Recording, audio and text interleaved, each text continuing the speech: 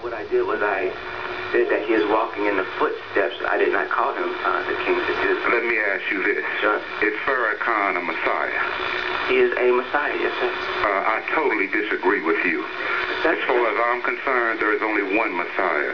Now, I have a statement.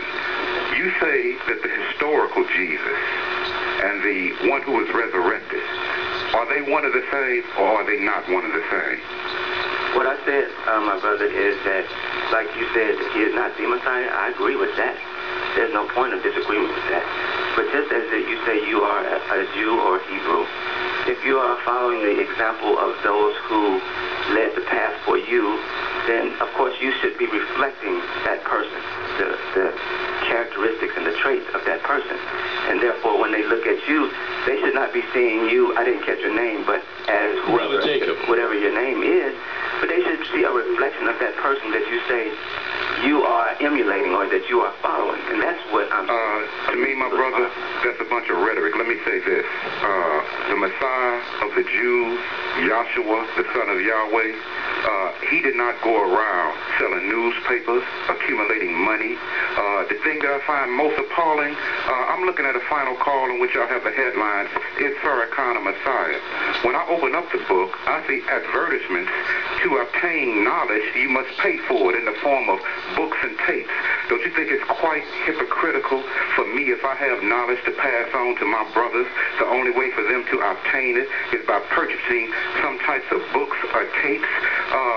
I'm a Jew, my brothers, and my purpose in this world is to enlighten my brothers and sisters to put away the religions of this world and to return into their God, so, the God Jacob, of Abraham, Isaac, and Brother Jacob, let me ask you this question. Where is your organ of truth?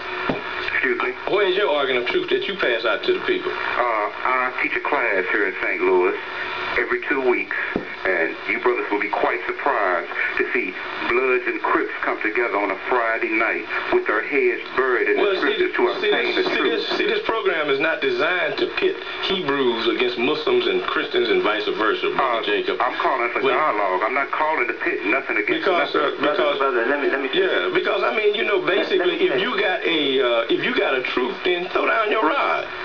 All right? That's all you got to do. What I'm doing. I have another question. Well, no, we got to move on. Can I ask one more question? You have to move on, brother. From the final call. Let the guest answer you, all right? From the final call. I look at the final call. Please, brother. Please, brother Jacob. Let brother speak. I appreciate you telling Muhammad to let me speak, my brother. No, I'm not telling him. I'm just asking him. Well, I appreciate you asking him. In the back of the final call that I have here, Master Ford. Now, the scripture tells me I have but one master. He dwells in heaven. He's my Holy Father. Do y'all believe that this, he looks like a European. He looks almost like an Adolf Hitler without a mustache. Do y'all believe that Ford, your master Ford, was God himself who materialized in the flesh and spoke with Elijah Poole, who became Elijah Muhammad, who was born in Sandersville, Georgia? He can answer that, brother. First of all, I thank my brother for raising these issues because, you know, this is, of course, important in dialogue and reaching. And that's all I'm doing, my brother, is dialogue. And reaching an understanding. And I also applaud whatever it is of good that you are doing, my brother, with these brothers in bringing the Crips and the Bloods together and them burying their heads into the scriptures. That's applaudable. And, you know, you are doing nothing different than what we're doing and attempting to do. Now, you know, you may take a different approach. You may differ with some of our methods. You may differ with some of our ideology. But if the end result is that the people are raised from the dead, then let's give praise to the God who is the God of all of us, as opposed to often the divisions and of criticism of one another because of the methods that they took. I don't criticize you or have any problem with you of resurrecting the dead with the approach that you take. Even if you put a dog on a corner and that dog barks and attracts young black men to sit around the dog and to dive into scripture, then I can only applaud that effort because the result is a resurrection of dead people. So the fact that we say that Minister Farrakhan is a Messiah, not the Messiah, that we say that, yes, God did come in the person of Master Farad Muhammad, and that the Honorable Elijah Muhammad was given a divine message and program. then what is the result of that? That's what we have to look at. If it ends up taking guns out of young men's hands, if it ends up putting a knowledge into a young brother's head where he is not no longer abusing his women, but now is taking care of his family, then all we can do is applaud that, and then whenever it all shakes down, with whoever be the glory, then we'll all see that. Yes, we but in the process, let us not do what our enemy wants us to do, be divided, Christian against Jew, or Jew against Muslim, just because we may see things differently.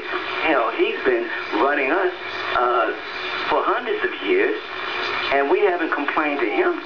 So why should we now fight each other? If we're getting the result, let us honor and respect each other for the result. And maybe in the by and by we'll come together and be able to sit and resolve the differences ideologically.